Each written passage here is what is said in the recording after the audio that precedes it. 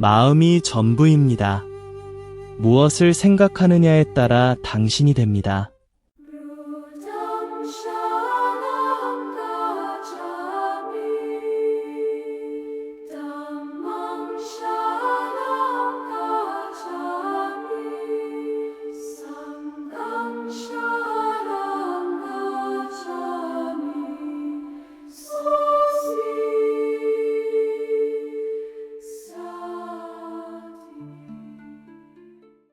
한때 제 마음은 폭풍과 같았습니다. 모든 생각은 번개였고 모든 의심은 천둥이었습니다. 도망치려 애썼지만 바람은 저를 평화에서 더 멀리 끌고 갈 뿐이었습니다. 두려움, 불안, 매 순간의 선택의 무게, 당신도 느껴본 적 있나요? 마치 출구 없는 생각에 미로에 갇힌 듯한 느낌 말이죠. 문제는 폭풍이 아니었습니다. 문제는 그것과 싸우려 했던 저 자신이었죠. 다른 길이 있다면 어떨까요? 혼란을 명확함으로, 불안을 평온함으로 바꾸는 길이 있다면요? 호수를 상상해보세요. 바람이 세차게 불면 표면이 격렬하게 흔들리며 거센 파도를 일으킵니다. 하지만 바람이 멈추면 물은 거울이 됩니다. 마음도 마찬가지로 작동합니다. 모든 생각과 싸우는 대신 그저 그것을 관찰한다면 어떤 일이 일어날까요? 진정한 자유는 모든 것을 통제하는 데 있는 것이 아니라 놓아주는 법을 배우는 데 있다면 어떨까요? 오늘 우리 함께 이 길을 걸어갈 것입니다. 불안을 가로지르고 두려움을 극복하며 예상치 못한 곳에서 평화를 찾는 길을요. 하지만 먼저 고통이 어디에서 오는지 이해해야 합니다. 고요한 산속 수도원에서 아침 안개가 소나무 사이를 춤추듯 감도는 곳에서 한 제자가 가르침을 구하고 있었습니다. 그는 종종 압도적으로 느껴지는 세상에서 평화와 자신감을 찾기를 갈망했습니다. 사려 깊고 감성적인 저희는 어떻게 삶의 소용돌이 속에서 평화를 찾을 수 있을까요? 불안은 마치 그림자처럼 저희를 따라다니는 것 같습니다. 평화란 혼란이 없는 상태가 아니라 혼란 속에서의 평온함입니다. 깊은 호수를 상상해 보세요. 표면은 바람에 흔들릴 수 있지만 깊은 곳에서는 물이 고요하고 평온하게 유지됩니다. 우리 마음도 그래야 합니다.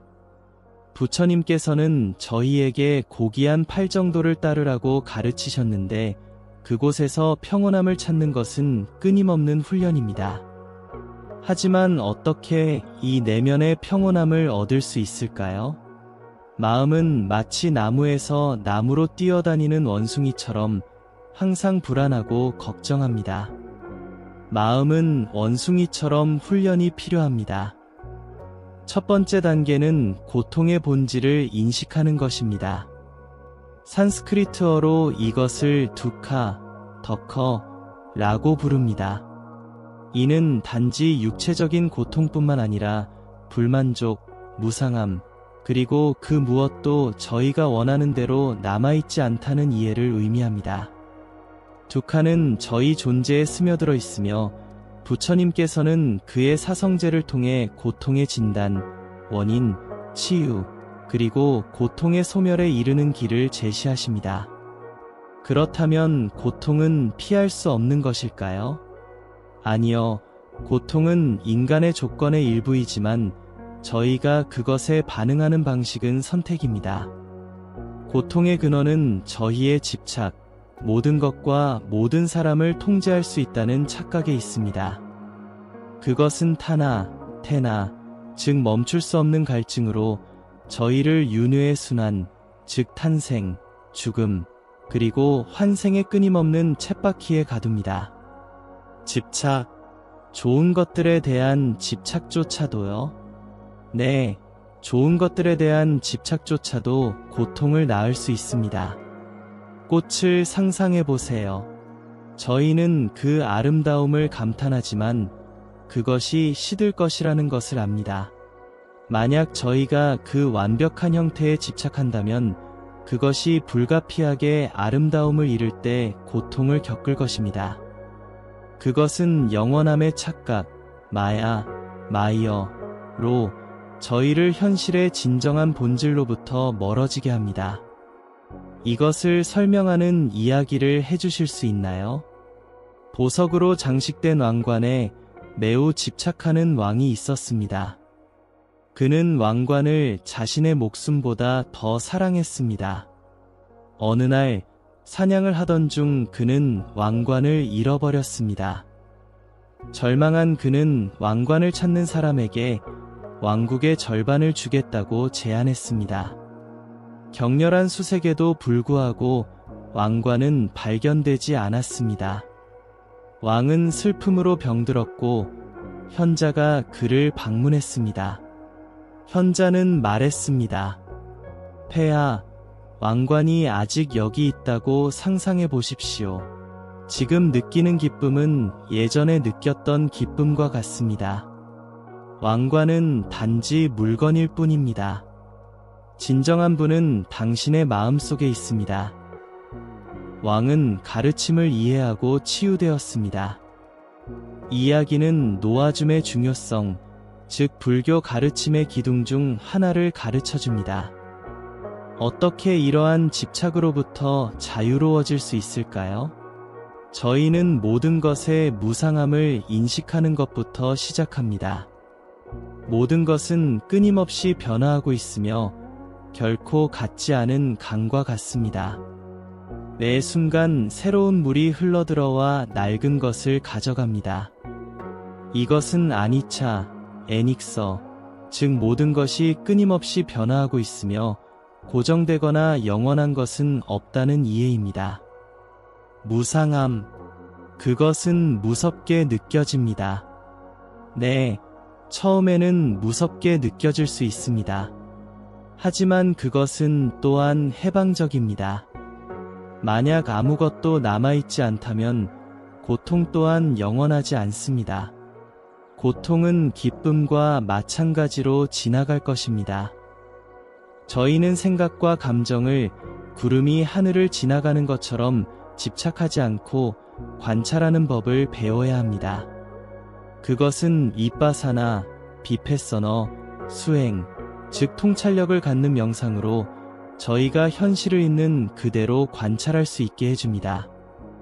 어떻게 이러한 관찰을 실천할 수 있을까요? 마음 챙김, 마인드 팰리스, 수행을 통해서입니다. 그것은 판단 없이 현재 순간에 주의를 기울이는 것입니다. 조용히 앉아 숨을 관찰하고 공기가 폐에 들어오고 나가는 것을 느껴보세요. 마음이 방황할 때 부드럽게 숨으로 다시 가져오세요. 이것은 사띠, 서시, 즉 완전한 의식으로 주의 산만과 걱정에 대한 해독제입니다. 그것은 명상과 같은 것인가요? 명상은 마음 챙김을 실천하는 한 가지 방법이지만 당신은 언제 어디서든 그것을 실천할 수 있습니다. 설거지를 할 때 손에 닿는 물의 감각에 집중하세요. 걸을 때 발이 땅에 닿는 것을 느껴보세요. 먹을 때 모든 맛과 질감에 주의를 기울이면서 한 입 한 입 음미하세요. 그것은 매 순간 존재하는 것이며 평범한 것을 비범한 것으로 바꾸는 것입니다. 강을 상상해 보세요. 물은 끊임없이 흐르지만 항상 같은 강처럼 보입니다. 정확합니다. 저희의 의식은 마치 그 강과 같습니다. 생각과 감정은 흐르는 물과 같지만 의식 자체는 끊임없이 유지됩니다. 그것은 열애장, 태서겉의 이가어버, 즉 모든 존재에 내재된 부처의 본성으로 저희 각자 안에 있는 깨달음의 잠재력입니다. 현재 순간의 중요성에 대한 이야기를 해주실 수 있나요? 늙은 스님이 강을 건너다가 전갈이 흐름에 휩쓸려 떠내려가는 것을 보았습니다. 주저하지 않고 스님은 물에 들어가 그것을 구해냈습니다. 그렇게 하자 전갈이 그를 쏘았습니다. 고통을 느꼈음에도 불구하고 스님은 포기하지 않고 계속해서 구했습니다. 그 광경을 지켜보던 한 남자가 물었습니다. 그것이 당신을 쏠 것을 알면서 왜 구했습니까? 스님은 대답했습니다. 쏘는 것은 전갈의 본성이지만 돕는 것은 저의 본성입니다. 이 가르침은 다르마, 다어머, 즉 보편적인 인과율과 모든 상황에서 연민을 키우는 것의 중요성을 상기시켜줍니다. 간단해 보이지만 마음을 집중 상태로 유지하는 것은 어렵습니다. 네, 그것은 도전입니다. 마음은 길들여져야 할 야생 망아지와 같습니다. 하지만 인내심과 끈기로 당신은 그것을 통제하는 법을 배울 수 있습니다. 그것은 저희 마음을 강화하는 끊임없는 훈련으로 저희가 실제와 비실제를 분별할 수 있게 해줍니다. 과거에 대해서는요?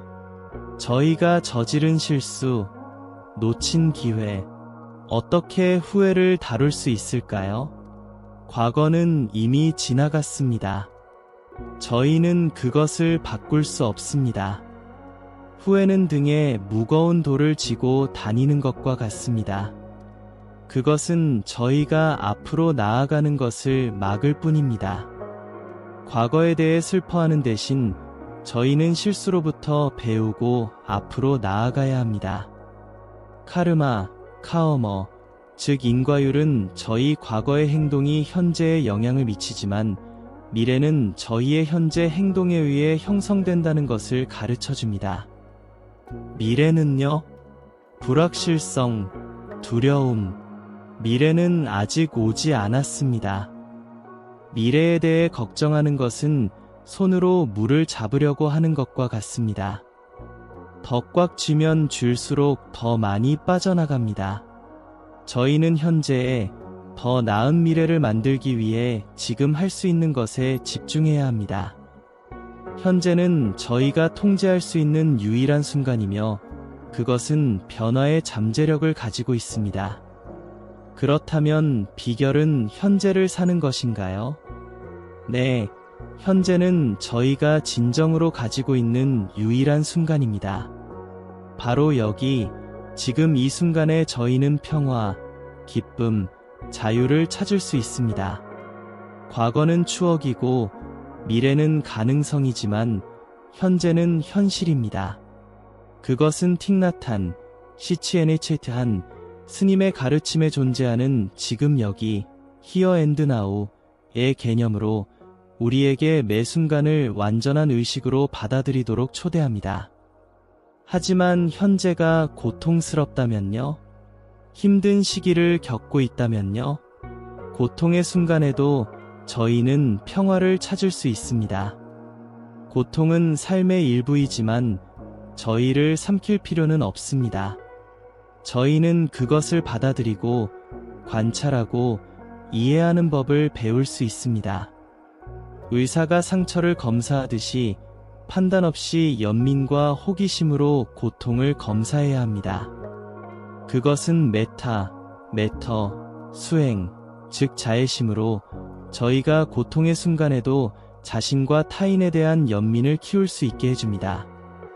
어떻게 고통에 압도당하지 않고 고통을 받아들일 수 있을까요? 받아들임은 체념을 의미하지 않습니다. 그것은 저희가 고통에 순응해야 한다는 것을 의미하지 않습니다. 그것은 고통이 존재하고 그것이 저희 경험의 일부라는 것을 인식해야 한다는 것을 의미합니다. 고통을 받아들임으로써 저희는 그것을 치유하기 시작할 수 있습니다. 그것은 공성, 즉 수냐타, 수네터에 대한 가르침으로 저희가 그 어떤 것도 심지어 고통조차도 본질적인 실체를 가지고 있지 않다는 것을 이해하는 데 도움이 됩니다. 종종 다른 사람들이 저를 어떻게 생각하는지 걱정합니다. 판단, 비판이 두렵습니다. 타인의 의견에 대한 집착은 고통의 가장 큰 원인 중 하나입니다. 저희는 인정받기 위해 외부의 승인을 구하지만 그 승인은 항상 덧없고 타인의 의견에 따라 달라집니다. 그것은 자아의 환상, 즉 아나타, 어너타로 저희를 분리되어 있고 독립적인 존재로 믿게 만들고 외부의 승인을 구하게 합니다. 이것에 대한 이야기를 해주실 수 있나요? 큰 예술가가 되고 싶었지만 사람들이 자신의 예술에 대해 어떻게 생각할지 매우 두려워하는 젊은이가 있었습니다. 그는 항상 칭찬해주는 어머니에게만 자신의 그림을 보여주었습니다. 어느 날 마을을 지나던 현자가 젊은이의 그림을 보고 말했습니다. 어머니를 기쁘게 하기 위해서만 계속 그림을 그린다면 결코 진정한 예술가가 될 수 없을 것입니다. 다른 사람의 의견에 상관없이 당신의 영혼을 표현하기 위해 그림을 그리십시오. 이 이야기는 타인의 의견에 관계없이 저희 자신의 다르마, 다어머, 즉 자신의 길을 따르는 것의 중요성을 상기시켜줍니다. 그렇다면 다른 사람들이 어떻게 생각하는지 신경 쓰지 말아야 하나요? 신경 쓰지 말라는 것이 아니라 집착하지 말라는 것입니다. 받아들여지기를 바라는 것은 자연스러운 일이지만 다른 사람의 승인을 얻기 위해 자신의 진정성을 희생해서는 안 됩니다. 당신은 모든 사람을 기쁘게 할 수 없다는 것을 기억하세요. 어떻게 이러한 집착으로부터 자유로워질 수 있을까요? 다른 사람의 의견은 그저 의견일 뿐이라는 것을 인식하는 것부터 시작하십시오. 그것은 절대적인 진실이 아닙니다. 각 사람은 자신만의 관점, 자신만의 가치관, 자신만의 경험을 가지고 있습니다. 누군가 당신에 대해 생각하는 것은 당신의 마음을 비추는 것이지 당신이 실제로 누구인지 비추는 것이 아닙니다. 그것은 상호의 존성에 대한 이해, 즉 프라티트야 사무트바다, 프레타이점 어트퍼더로 저희에게 모든 존재와 현상이 연결되어 있으며 서로에게 영향을 미치고 있다는 것을 드러냅니다. 비판이 건설적이라면요? 건설적인 비판은 가치가 있을 수 있지만 저희는 유용한 비판과 파괴적인 판단을 구별하는 법을 배워야 합니다. 유용한 비판은 저희가 성장하고 개선하는 데 도움이 되는 것입니다. 파괴적인 판단은 저희를 깎아내리고 열등감을 느끼게 하는 것입니다. 어떻게 이러한 구별을 할 수 있을까요?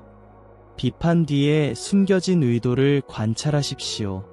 그 사람이 당신을 도우려고 하는가? 아니면 단지 상처를 주려고 하는가? 또한 비판이 표현되는 방식을 관찰하십시오. 존중과 배려로 이루어지는가? 아니면 분노와 경멸로 이루어지는가? 그것은 분별의 지혜, 즉 프라지냐, 프러지나로 저희가 진실과 거짓, 유용한 것과 해로운 것을 구별할 수 있게 해줍니다. 의도를 파악할 수 없다면요? 그럴 경우에는 당신의 직감을 믿으세요. 만약 비판이 당신을 기분 나쁘게 만든다면, 당신을 불안하게 만든다면 그것은 아마도 파괴적인 판단일 것입니다. 만약 비판이 당신을 성찰하게 만든다면, 당신을 개선하도록 고무시킨다면 그것은 아마도 유용한 비판일 것입니다. 그것은 우리 내면의 지혜의 목소리, 즉 직감으로 저희를 올바른 길로 인도합니다. 하지만 비판을 무시하기는 어렵습니다.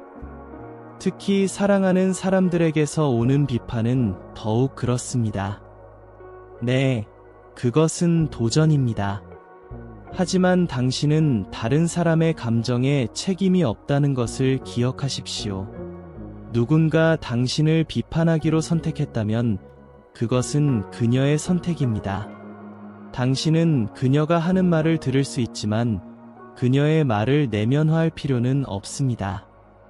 비판이 끊임없이 계속된다면요?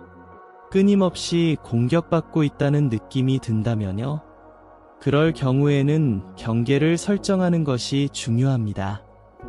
당신은 유해한 사람들로부터 자신을 보호할 권리가 있습니다. 만약 누군가가 당신을 계속해서 기분 나쁘게 만든다면 멀리 떨어져야 할 때일지도 모릅니다. 멀리 떨어지라고요. 하지만 그것은 이기적인 행동이 아닐까요? 아니요. 정신적, 감정적 건강을 보호하는 것은 이기적인 행동이 아닙니다. 그것은 자기 관리입니다. 당신이 몸을 건강하게 유지하기 위해 먹고 쉬어야 하는 것처럼 당신은 마음을 건강하게 유지하기 위해 부정적인 영향으로부터 자신을 보호해야 합니다. 그것은 아임사, 어임서, 수행, 즉 비폭력으로 우리 자신에게까지 확대되어 우리의 안녕을 보호하도록 장려합니다. 대나무는 너무 연약해 보이지만 폭풍우를 견뎌냅니다. 어떻게 저희도 대나무처럼 될 수 있을까요? 대나무는 바람에 휘어지지만 부러지지 않습니다. 그것은 자연의 힘을 받아들이고 그것에 적응하는 법을 배웠습니다.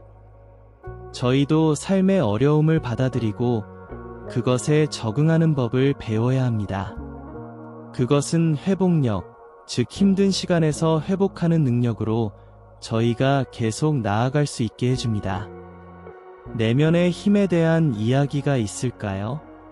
힘과 용기로 유명한 사무라이가 선승에게 자신 안에서 침묵을 찾도록 도전을 받았다고 합니다. 사무라이는 명상을 하려고 했지만 그의 마음은 항상 불안했습니다. 선승은 말했습니다. 당신의 힘은 당신의 칼에 있는 것이 아니라 당신의 마음의 고요함에 있습니다. 사무라이는 마침내 내면의 평화를 찾을 때까지 명상을 끈기 있게 계속했습니다. 그날부터 그는 더욱 강력한 전사가 되었습니다. 그의 힘은 그의 영혼의 평온함에서 비롯되었기 때문입니다.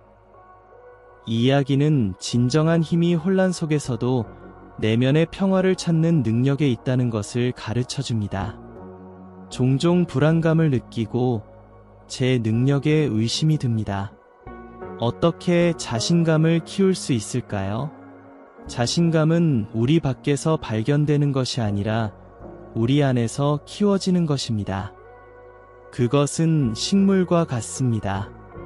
보살핌, 영양, 그리고 자랄 시간이 필요합니다. 그것은 자기 수용의 실천, 즉 저희가 불완전하지만 가치 있는 존재라는 이해로 자신감을 키울 수 있게 해줍니다. 자신의 자질과 재능을 인식하는 것부터 시작하십시오. 우리 모두는 세상에 제공할 특별한 무언가가 있습니다. 당신의 업적, 성공, 강점에 대한 목록을 만들어 보세요.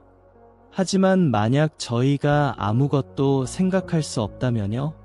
그리고 완전히 무가치하다고 느낀다면요?